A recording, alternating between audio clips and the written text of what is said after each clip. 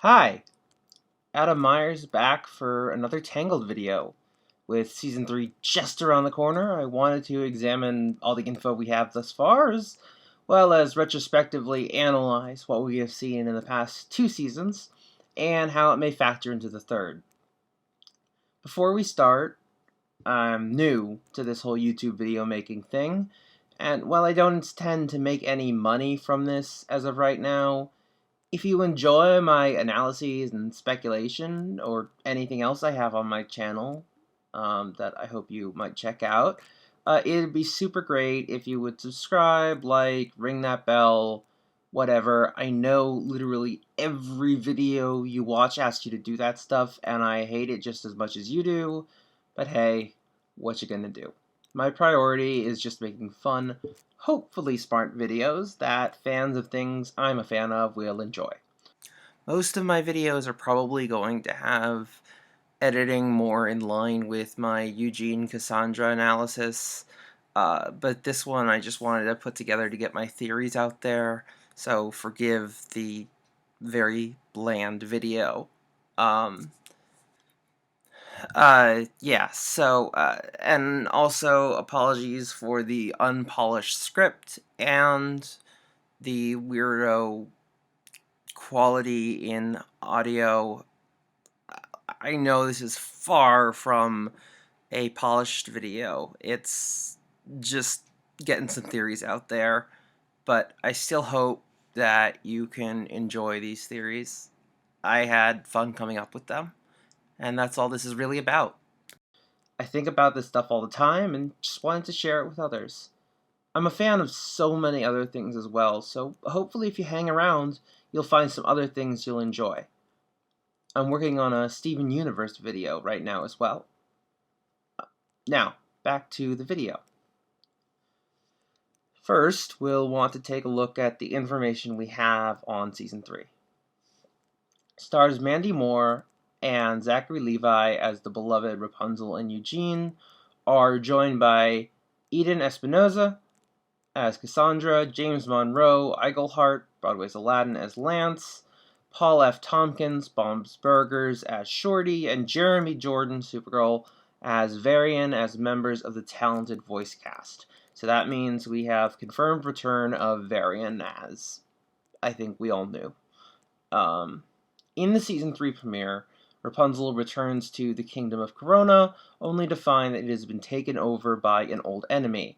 Still reeling from Cassandra's betrayal, Rapunzel must use her inner strength to save Corona and its people, including her parents, King Frederick and Queen Ariana. Sticking by her side is her partner in life Eugene, her loyal chameleon sidekick Pascal, no-nonsense and dutiful horse Maximus, and Eugene's best friend Lance.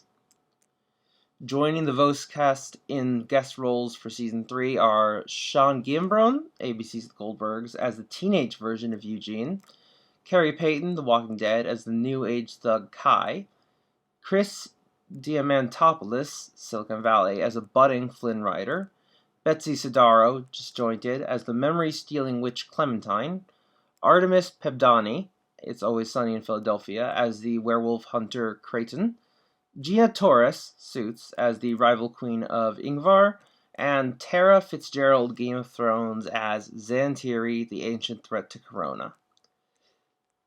Wow, that's a lot of info. And I probably butchered some names in there, and I stumbled over a few things, but, I'm only human. Okay, so there is still so much we don't know. I only really have a few theories so far, but since it's around the corner, I wanted to share them and, First of all, I do believe that this season will have a much larger focus on Eugene. I have a few reasons for this. One, Season 1 focused heavily on Rapunzel's growth as a character and her arcs. Season 2 had a somewhat more subtle but still had a focus on Cassandra. And so it makes a lot of sense to round off the trio. With the arrival of Xantiri and this being the last season, it makes a lot of narrative sense to end the series with the POV character behind the original movie, especially considering the huge revelation of Eugene's royal heritage in the finale of the previous season. We want to look at how he's actually going to deal with that. If you want to check out my analysis of Eugene and Cassandra and their parallels, it goes into, it might give some hints to how he might handle it, which will be fascinating to see for me, and I hope for you too. 3, with Cassandra gone, Rapunzel needs Eugene's support more than ever. Without Cassandra as a foil, he's going to have to learn how to be a lot less comic reliefy and a lot more of a supportive partner to Rapunzel, or she probably won't recover very well from that betrayal. And 4, again, going back to my in-depth analysis, which is linked in the description, Eugene has some very deep parallels with Cassandra, and that might be able to give him some insight into Cass's motivations and goals in ways others likely couldn't predict. Second theory, the person that took over Corona. I believe that they're going to use this as a way to pay off the setups of massive villains from the past 2 season premieres. Since, while Lady Kane, the Baron, and Stallion have made periodic appearances, I personally haven't felt like they've lived up to their build-up. So to have them work together toward a mutual goal makes a lot of sense. Plus, of course, it gives us more time with the really fascinating dynamic between Eugene, Stallion, and Rapunzel.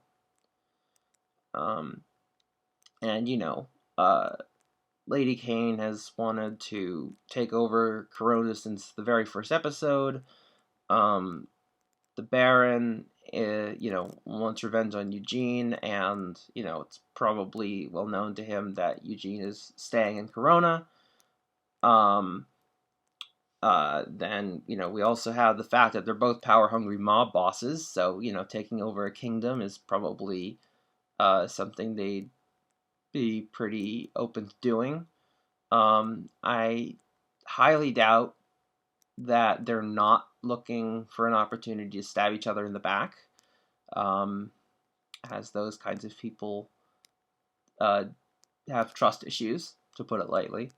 But even so, I could see them putting aside their differences briefly to get a situation that benefited them until it eventually falls apart, probably at the hands of Stallion, is my guess, because of her little arc that she had in the previous season.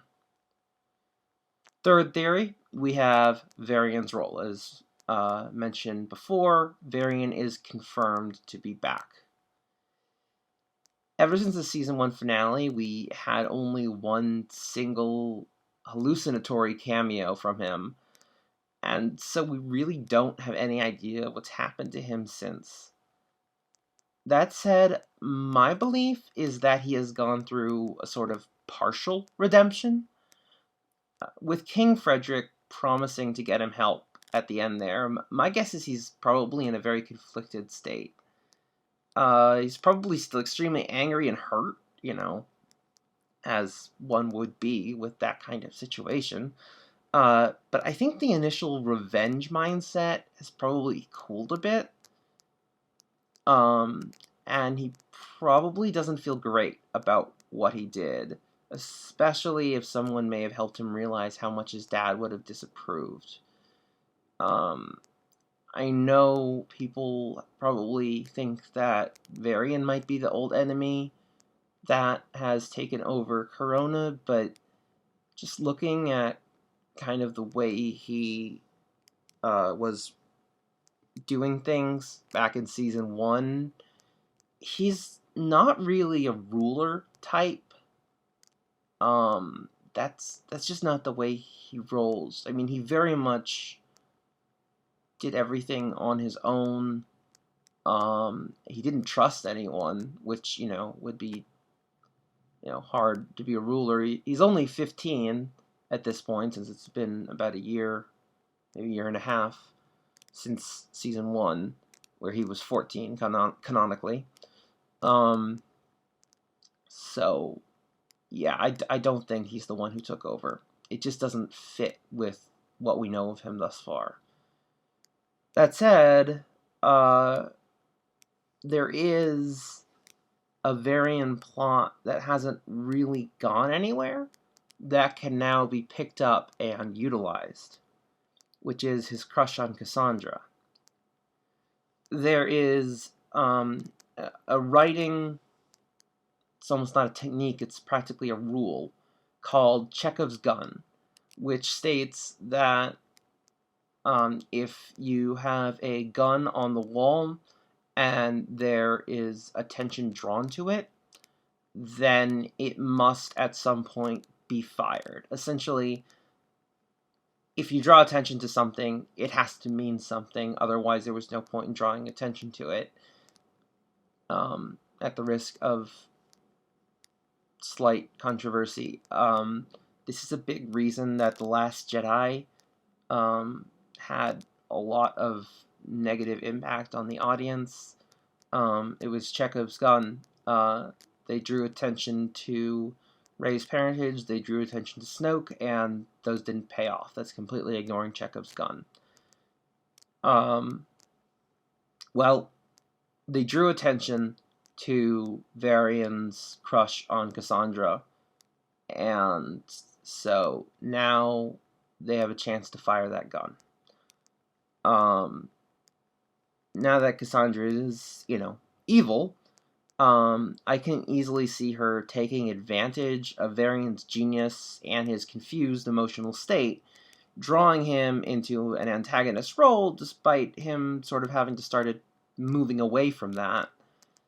And actually, now that Cassandra has merged with the Moonstone, Moon Opal?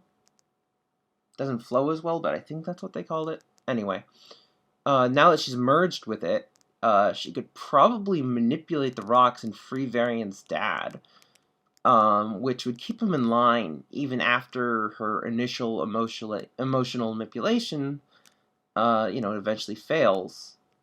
But I think Varian will be a good guy again before the end of the season. Yeah, I really do. Maybe that's just hope because I love Varian and he deserves redemption, but knowing stories as I do, I feel like that's going to happen. Fourth and finally, and maybe most importantly, we have Cassandra's role. Well, this might seem straightforward. I don't think it is. Especially because from what we know about the Moonstone or Moon Opal, it plays with the minds of those who are near it, like with Eugene's father, the king. I mean, Cassandra having merged with it will likely have taken away almost all of the morality that she once had, even as twisted as it was made over the course of the last season. But, I mean, let's take a look at Cass just before she grabs the stone, and just after she merged with it. They're two completely separate people.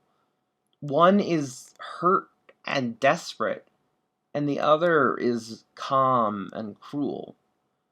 This leads me to believe that, especially because Rapunzel's biggest strength as a character is empathy and love, I think there's a bit of the old cast still in there fighting, and I think she'll likely sacrifice herself in redemption towards the end of the season.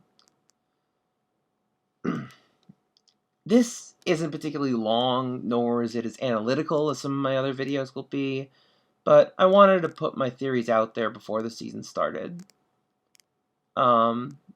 again, if you're interested in a much more analytical and deeper look in the motivations and parallels path between Cassandra and Eugene, uh, check out that in-depth analysis of their stories and psychology thus far, where I determine why they are who they are and why they've made the choices they have over the course of the series. And again, like, comment, subscribe, yada yada yada, you know the drill. Sorry, but I guess I gotta say it, don't I? Anyway, thank you for watching. I hope you enjoyed it, and I hope you guys stick around the channel and find some stuff you like, both already on here and in the future. Thanks.